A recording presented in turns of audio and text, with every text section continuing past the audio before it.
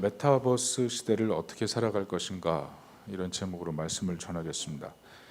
코로나19가 가져온 가장 큰 변화가 있다면 디지털 세계로의 전환이라고 합니다. 요즘 사람들 보면 대부분 온라인으로 음식 시켜 먹고 사람들 만남도 모두 온라인으로 진행하지 않습니까? 최근에는 메타버스가 등장했습니다. 메타라는 것은 초월이라는 의미를 가지고 있고요. 그리고 버스라는 말은 유니버스, 세계, 우주, 이런 것을 말합니다. 그래서 이 둘을 합친 것이 메타버스라는 말입니다.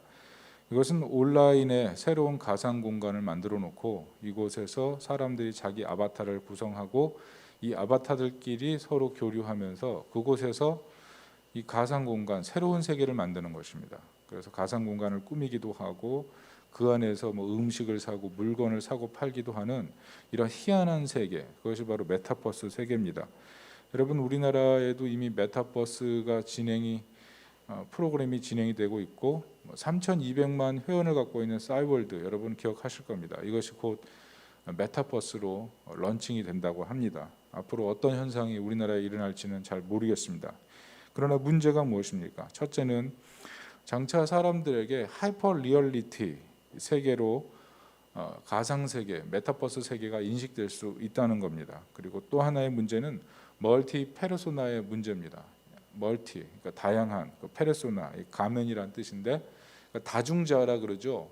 다중적 자아가 사람에게 생성될 수 있다는 겁니다. 이미 현실에서도 직장에 있는 페르소나와 직장 밖에 있는 페르소나가 다르죠. 가정에 있는 페르소나와 친구를 만날 때의 페르소나가 다릅니다. SNS에 할 때의 페르소나와 그리고 사람들을 대면할 때의 페르소나가 다르죠. 심지어 어떤 사람들은 자기 본래의 캐릭터를 가지고 있는 것들은 사람들에게 보여주고 다른 자신의 캐릭터를 여러 개를 만들죠. 그래서 부캐릭터라고 해서 부캐라 그럽니다. 여러 캐릭터를 만들어서 사람들에게 보여주고 자기의 색다른 모습을 꾸며가는 그런 일들이 있다는 것입니다.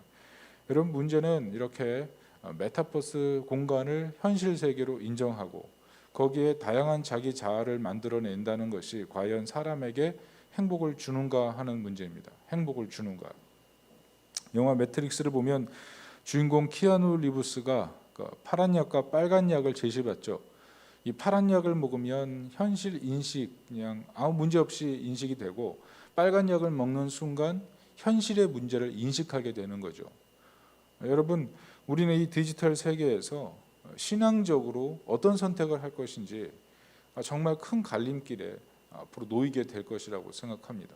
여러분, 어떤 것이 옳을까요?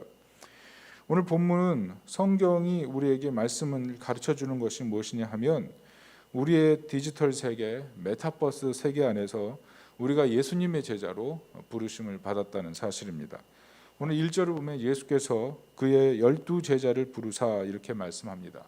12제자라는 것은 이스라엘을 의미하고 장차 회복될 이스라엘을 상징하는 숫자입니다. 하나님은 우리를 이 12제자처럼 이 메타버스 시대, 이 가상공간, 가상현실, 다가오는 현실화되어 있는 이 디지털 세계 속에서 제자로 살면서 세상을 변화시키길 원한다는 것이죠. 그렇다면 제자의 소명과 태도가 무엇입니까? 전도의 소명이라고 할 수 있습니다. 오늘 예수님께서 베드로, 안드레, 야고보, 요한, 빌립, 바돌로메, 도마, 마테, 알페오의 아들 야고보, 다데오, 가나니인 시몬, 그리고 예수님 판 가룟 유다까지 쭉 언급을 하시면서 말씀하신 게 무엇입니까? 전도를 명령하셨습니다. 그게 5절, 6절이에요. 다 같이 한번 읽어보겠습니다. 예수께서 이 12를 내보내시며 명하여 이르시되 이방인의 길로도 가지 말고 사마리아인의 고을에도 들어가지 말고 오히려 이스라엘 집에 잃어버린 양에게로 가라, 이렇게 얘기하셨어요. 예수님께서 가야 할 곳을 지정까지 하셨습니다. 이스라엘 사람들에게 가라. 이방과 사마리아를 거절하신 것이 아니라 효율적인 전도 전략으로 세워놓으신 겁니다. 가장 효과적으로 전도할 수 있는 우선 대상으로 이스라엘을 정하신 거예요. 우리도 마찬가지입니다. 이 디지털 시대에 우리 개인마다 본캐가 있고 부캐가 있잖아요. 본래 자신만의 그 캐릭터를 드러내는 사람들이 있거든요. 본래적 자아를 알고 있는 사람들이 있습니다. 그 사람들이 사실 진짜 친구고 진짜 동료고 인생을 같이 항해하는 사람들이죠. 그런 사람들을 자신의 전도 대상으로 삼아서 전도하는 것이 가장 효율적이다, 이렇게 볼 수가 있다는 겁니다. 오늘 전파할 내용은 뭡니까? 7절에 천국이 가까웠다, 이렇게 말씀하라는 거죠. 예수님께서 오셔서 세상에 하나님의 통치가 임했기 때문에 회개하고 예수님께로 나오라, 이 말씀을 해줘야 된다는 겁니다. 특별히 제자가 해야 될 일이 8절입니다. 병든 자를 고치고 죽은 자를 살리고 문둥이를 깨끗이 하고 귀신을 내쫓으라, 이렇게 말씀했습니다. 기적을 행하라, 이런 거죠. 예수님께서 기적의 능력을 주실 테니 너희는 기적의 능력을 행하라. 오늘날 많은 사람들이 이 기적의 능력이 사라졌다고 생각하는데, 저는 이 디지털 시대인 지금도 성령의 역사는 지속되고 이 성령의 역사가 현현화된다고 저는 확신하고 있습니다. 아프고 상한 사람들 누구에게 가야 됩니까? 마음이 병들고 육신이 병든 사람들, 의사에게 가야 되겠지만 영혼의 치유자, 진정한 치유자이신 예수님께 나와야 되지 않겠습니까? 우리가 할 일은 나의 편안한 삶을 조금 더 양보하고 불편한 삶을 껴안는 것, 거기에 제자됨의 도리가 있다는 것입니다. 루터가 그런 말을 했습니다. 은사 안 은혜 밖에 있으면 자신을 신뢰하게 되고 은사 밖 은혜 안에 있으면 하나님을 신뢰하게 된다. 여러분, 이 말이 무슨 뜻일까요? 사람은 자신에게 주어진 능력으로 편안한 삶을 살려고 한다는 겁니다. 그게 은사 안의 삶입니다. 그런데 이 은사 안의 편안한 삶을 살다 보면 하나님께서 왜 그 능력을 맡기셨는지 잃어버리게 된다는 거예요. 그래서 결국 은혜 밖의 삶을 산다는 겁니다. 그런데 은혜 안 은사 밖에 있으면 비록 자신의 은사가 별 볼 일 없어도 그 은사를 가지고 하나님의 영광 위에 살다 보면 은사 밖에 있는 사람 같을지라도 은혜 안에 거하면서 하나님 신뢰해서 더 영광스럽게 살아간다는 것이죠. 여러분, 은혜를 잊고 은혜 안에 머물려고 할 때 사실 이것이 위험한 신앙이 되는 것입니다. 하나님을 신뢰함이 사라진 은사 안의 삶, 그것이 우리에게 어떤 의미가 있을까요? 디지털 시대의 영성은 바로 은혜 안, 은사 밖이라도 이 은혜 안에 있는 것, 이것이 필요하다는 거죠. 이것은 더 부차적으로 우리가 살펴보겠습니다만 9절 10절을 한번 보겠습니다. 시작. 너희 전대에 금이나 은이나 동을 가지지 말고 여행을 위하여 배낭이나 두벌 옷이나 신이나 지팡이를 가지지 말라. 이는 일꾼이 자기의 먹을 것 받는 것이 마땅함이니라. 여러분, 먹고 사는데 마음 뺏기면 사역할 수 있을까요? 없을까요? 못하죠. 그래서 하나님의 공급하심을 더 바라보라는 것이 오늘 예수님 말씀입니다. 현대시대에 비즈널이 많죠. 그리고 자비량으로 사역하는 목사님들도 굉장히 많습니다. 그런데 대부분 먹고 살기 바빠서 굉장히 마음이 공고합니다. 오늘 예수님께서 그런 공고한 마음을 헤아리시는 거예요. 그래서 전도 사역할 때도 둘씩 짝을 붙여주십니다. 왜냐하면 그 외로운 마음 이겨나갈 수 있도록 동역자를 붙여주시는 거죠. 자신의 외로움을 달랠 길이 없을 때 상대방과 함께 하신 그 하나님을 발견하면서 마음의 위로를 받고 하나님이 공급하실 것이다, 하나님이 나의 하나님이다, 나의 모든 것을 아신다, 이런 믿음을 갖고 살 수 있게 해주셨다는 것입니다. 그런데 우리가 만약 이런 마음이 아니라 은사 안에 머물려고 하는 마음만 갖고 있으면 연합이 안 되는 거예요.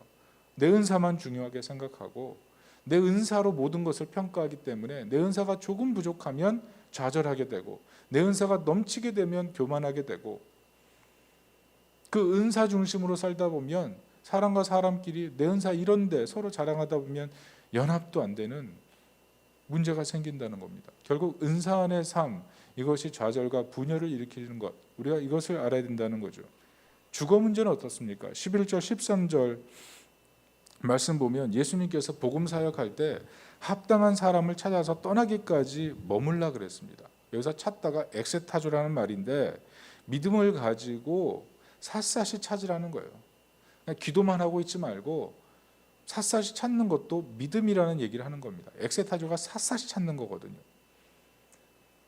그러므로 디지털 시대에 가만히 그냥 기도만 하고 있는 것이 그것도 중요한 일입니다만 자기가 전도할 대상을 샅샅이 찾아 나서는 것들, 이런 것들이 필요하다는 것입니다. 그리고 합당한 곳이라는 단어가 있습니다. 그것이 합당하다라는 것은 헬라어로 악시오스라는 말인데 영어로 worthy를 말합니다. worthy.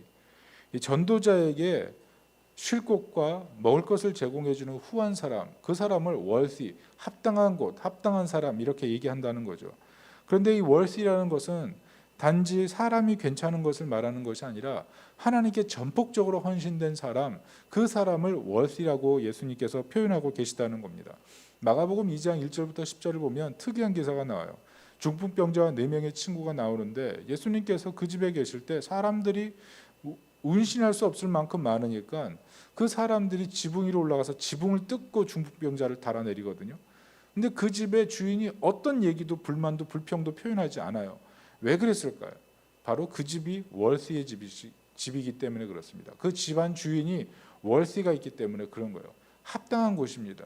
다시 말해서 자기 집안 전체를 우리 하나님께 드렸기 때문에 지붕이 손해가 나도 그것을 감당하는 사람, 하나님께 드려진 것이기 때문에 결코 손해라고 생각하지 않는 사람, 내가 불편해도 이것이 하나님의 일이라면 하나님의 영광이 될 것이라는 믿음을 가진 사람. 그래서 예수님께서는 제자들이 섬김 받는 것도 예수님이 섬김 받으시는 것이기 때문에 당당하게 받으라 이렇게 말씀하셨던 거예요. 그게 11절부터 13절 얘기입니다. 같이 한번 읽어보겠습니다. 어떤 성이나 마을에 들어가든지 그 중에 합당한 자를 찾아내어 너희가 떠나기까지 거기서 머물라.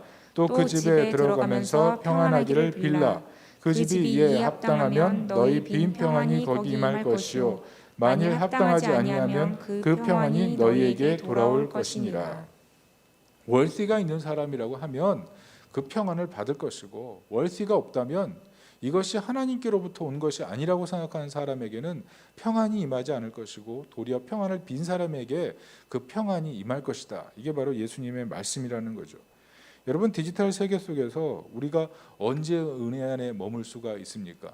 결국 내 은사를 지키고 내 은사 안에 평강을 누리고 내 은사로 인해서 만족하려는 삶이 아니라 내게 주신 은사를 가지고 worthy, 합당하게 살아가고 이 모든 것이 은혜라고 고백하는 사람에게 진정한 안식과 평안이 임한다는 것을 발견하게 되는 것이죠.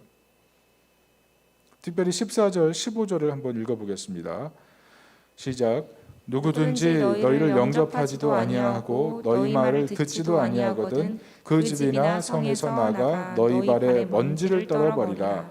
내가 진실로 너희에게 이르노니 심판날에 소돔과 고모라 땅이 그 성보다 견디기 쉬우리라. 헌신을 두려워하고 핑계만 찾는 사람들, 그게 하나님 나라에 합당하지 않다는 것이죠.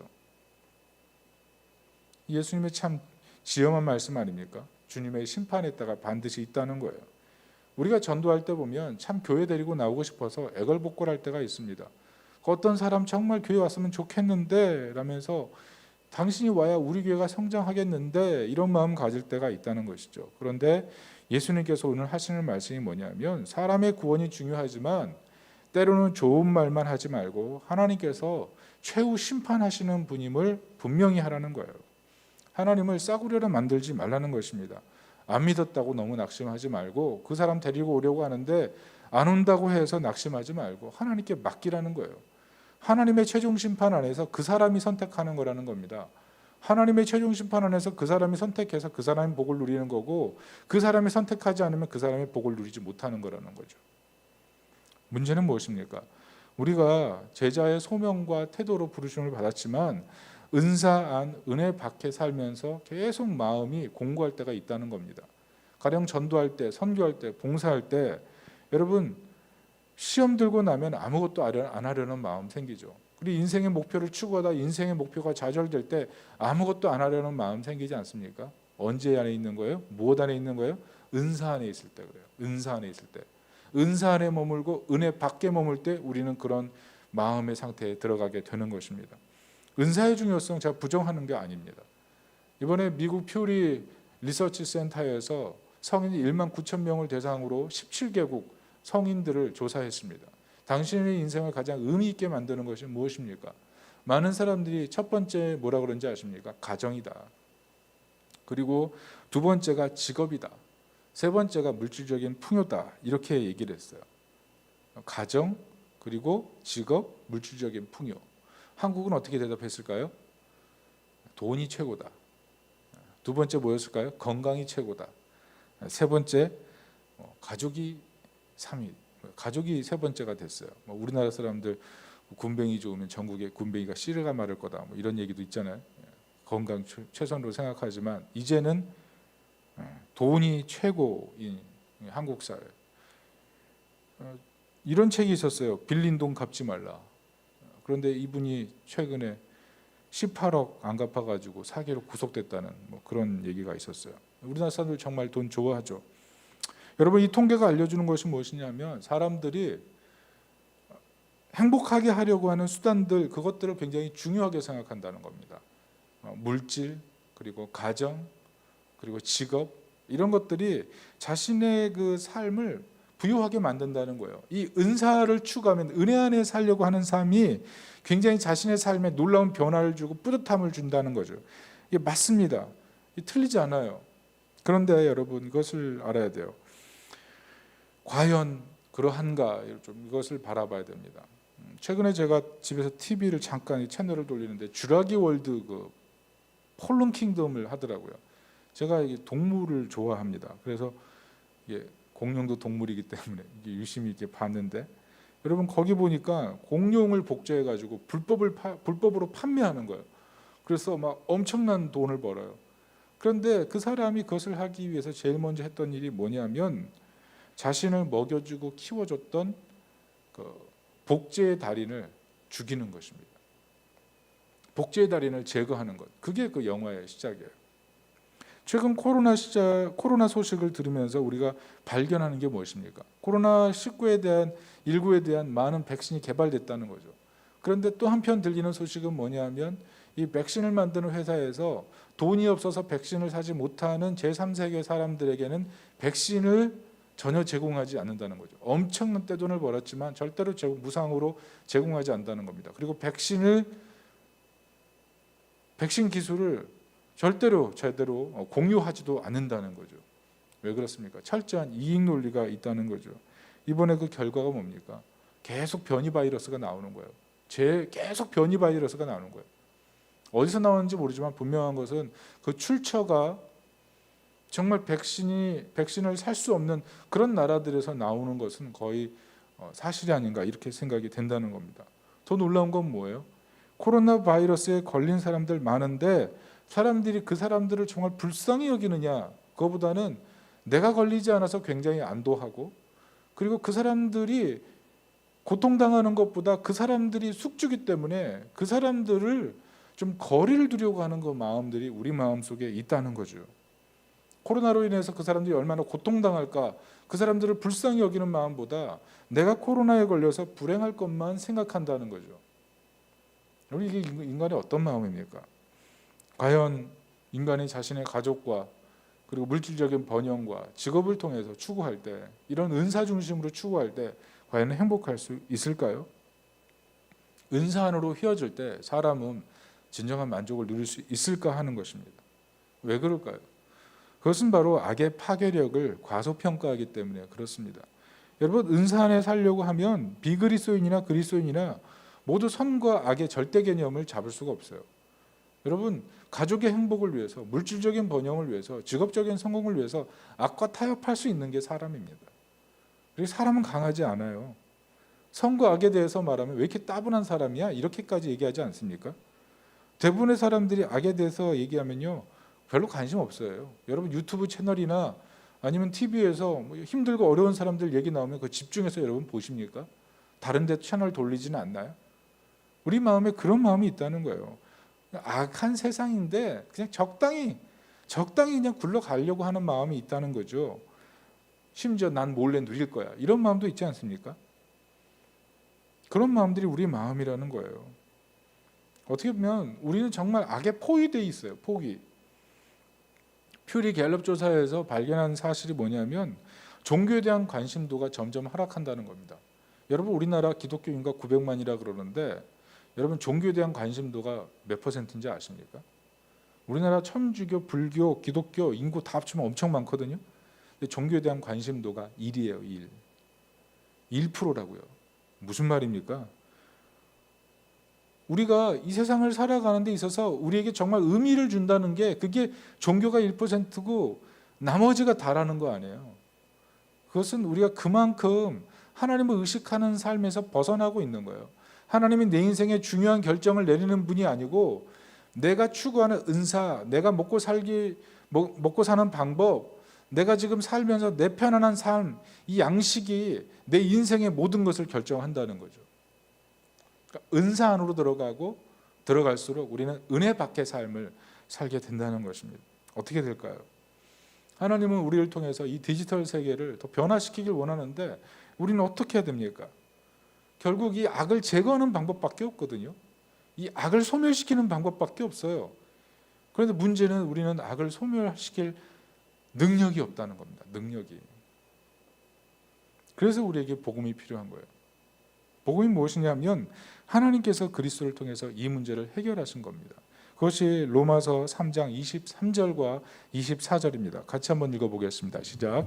모든 사람이 죄를 범하였음에 하나님의 영광에 이르지 못하더니 그리스도 예수 안에 있는 성령으로 말미암아 하나님의 은혜로 값없이 의롭다 하심을 얻은 자 되었느니라. 이 악의 문제를 해결하신 분이 계신데 바로 그리스도시다. 그리스도께서 죽음으로 의를 이루시고 우리에게 의를 선물하시고 이제는 우리가 의의 사람으로 살게 되었다. 이게 바로 복음이죠. 여러분 영화 오페라 유령 여러분 보셨습니까? 이게 뭐 뮤지컬로도 있고 이미 책으로도 출간이 돼서 아주 유명한 내용이죠. 세계 4대 뮤지컬에 속하는 그런 만큼 굉장히 유명한 내용입니다. 그 내용이 뭐냐면 가면을 쓴 팬텀이 있는데 동굴에 살아요. 근데 이 동굴에 살다가 정말 자신의 마음에 드는 한 여인을 발견합니다. 그게 크리스티나예요. 이 크리스틴을 그래서 동굴로 끌어들입니다.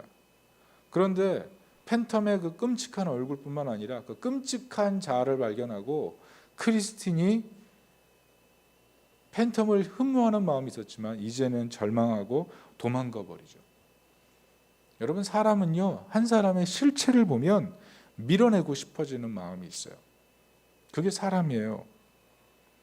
그 사람의 그 실체, 그 사람 속에 있는 깊은 자아, 그 사람의 깊은 문제, 그 사람의 그 지저분함 우리가 보지 못해서 그러지 들어가면 들어가고 실체를 알면 알수록 우리는 멀어질걸요.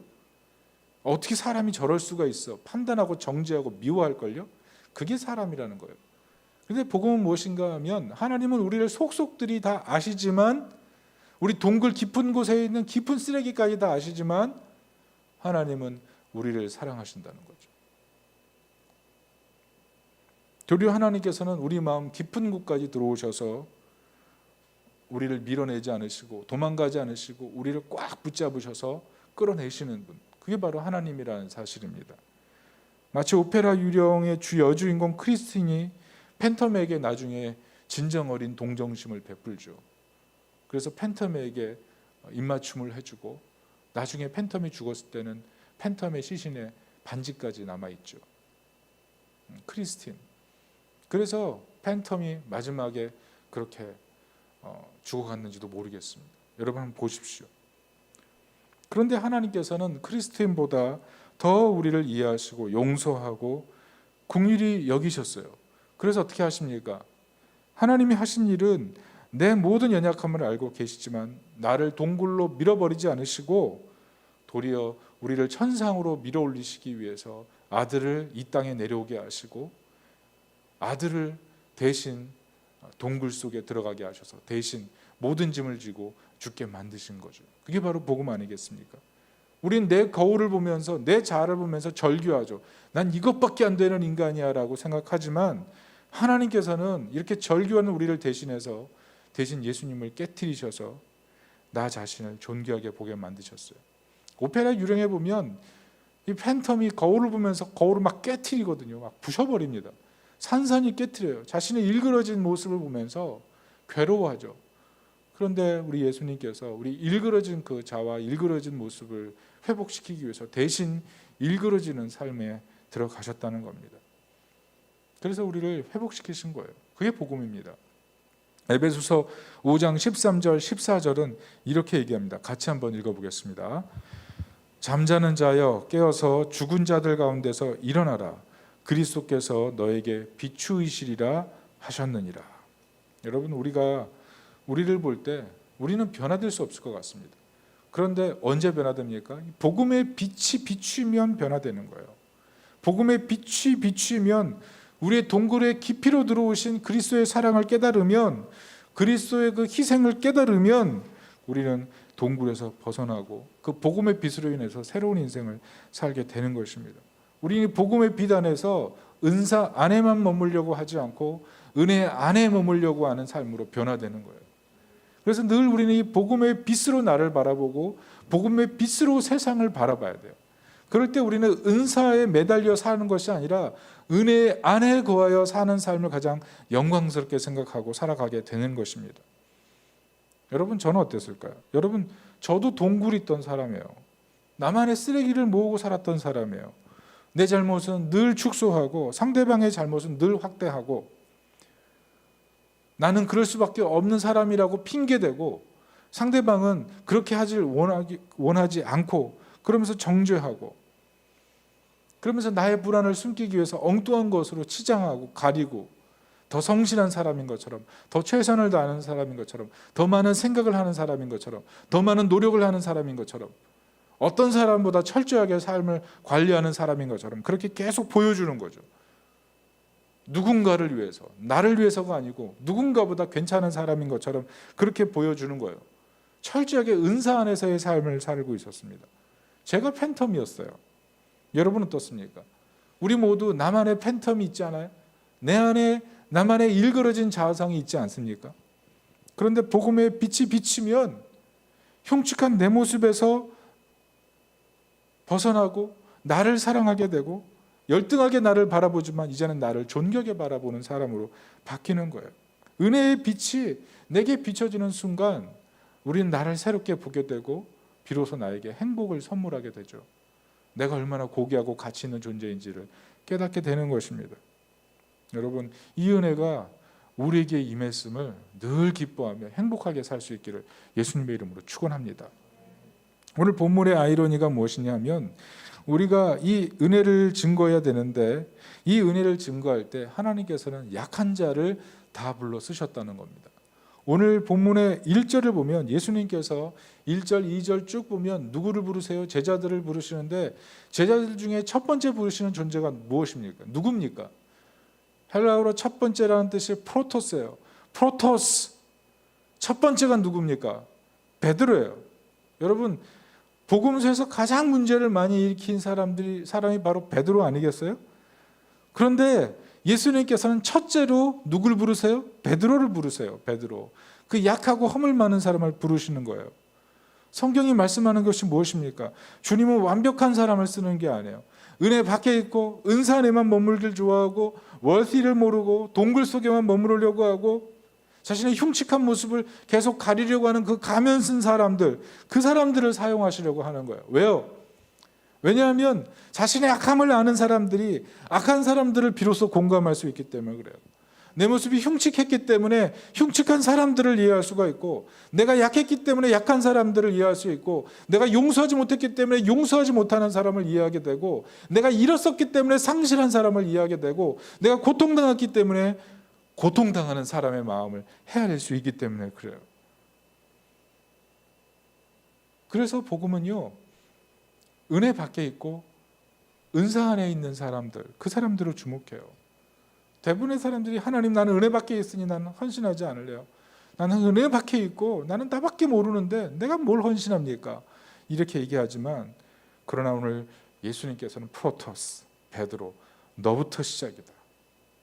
너부터다. 첫 번째 제자로 베드로를 부르시는 것입니다. 그러므로 우리가 할 일은 복음의 빛으로 나를 바라보는 거예요. 은사 밖에 있고 은사 안에 있고 은혜 밖에 있기 때문에 우리는 더 아름답게 쓰임받을 이유가 있는 거예요. 특별히 오늘 이런 연약한 제자들에게 예수님께서 약속하신 것이 무엇입니까? 바로 권능입니다. 권능. 이 권능이 있을 때 이 약함을 다 뛰어넘어갈 수가 있는 거예요. 오늘 1절을 다 같이 한번 보겠습니다. 1절 시작. 예수께서 그 12제자를 부르사 더러운 귀신을 쫓아내며 모든 병과 모든 약한 것을 고치는 권능을 주시니라. 여러분, 성령의 능력이 무엇입니까? 죄와 싸우는 능력이에요. 어둠과 싸우는 능력이에요. 동굴에서 벗어나게 하는 능력이에요.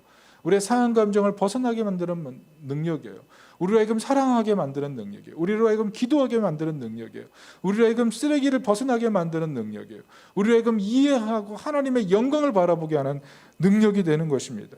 우리를 새 사람으로 만들고 회복된 심령으로 바꾸는 능력, 그게 바로 성령의 능력이에요. 예수님께서는 이 성령의 능력을 힘입어서 우리 약한 사람들이 복음의 비달에서 세상을 살며 세상을 변화시키길 원하시는 거예요. 여러분, 그래서 우리가 할 일은요, 우리 약함을 바라보고 우리 연약함을 바라보고 아무 일도 하려고 하지 않는 것이 아니라 우리 약함을 바라보면 바라볼수록, 우리를 절망하는 문제를 바라보면 바라볼수록, 나는 쓰레기만 채우고 있구나라고 생각하면 생각할수록, 나는 동굴 속에 머물러 있구나라고 생각하면 생각할수록, 내 자아를 바라보면서 거울을 깨트리고 싶은 생각이 들면 들수록 뭘 바라봐야 돼요? 예수님이 약속하신 이 성령의 능력을 바라봐야 될 줄로 믿습니다. 성령의 능력, 이 성령의 능력 안에 이 디지털 시대를 살아가는 하나님의 지혜가 있는 것입니다. 말씀의 결론을 맺습니다. 디지털 시대에 우리가 어떻게 사는 것이 지혜롭습니까? 우리는 변화될 능력이 없어요. 어떤 목사님이 그렇게 썼더라고요. 우리는 변화되지 않는데 바이러스는 변화되는 것을 보니 바이러스가 우리에게 변화되라고 말하는구나, 이렇게 글을 쓰셨어요. 여러분, 정말 우리는 변화되지 않습니다.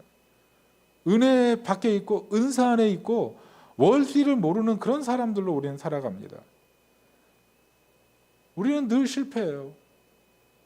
그런데 우리 주님께서는 우리를 실패의 자리에서 꺼내기 위해서 자신이 실패의 자리에 가서 자신에게 희생하셨습니다. 그리고 오늘 예수님께서 약속하는 게 무엇입니까? 권능을 주셔서 세상을 이제는 이 능력으로 변화시키라는 거예요. 여러분, 우리는 약함으로 우리는 아무것도 못합니다라고 이렇게 얘기할 수밖에 없는 사람입니다. 그러나 그 약함을 하나님의 권능을 덧댈 때 우리는 모두 벗어나서 하나님 영광을 위해 쓰임받을 수가 있는 것입니다. 여러분, 우리는 부족하지만 하나님은 위대하십니다. 우린 연약하지만 성령님은 위대하십니다. 우린 넘어질 수밖에 없지만 우리 예수 그리스도는 모든 넘어진 사람을 일으키기 위해서 골고다 언덕에 올라가셨습니다. 그 위대하신 예수님께서 위대하신 능력으로 위대한 자리로 우리를 이끌어 주실 것입니다.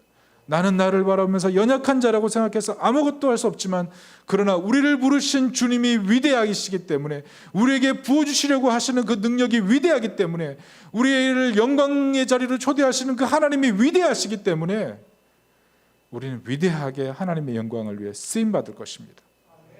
이 능력을 믿고 성령의 능력 안에 사시기를 예수님의 이름으로 축원합니다. 아멘. 우리 찬양하겠습니다.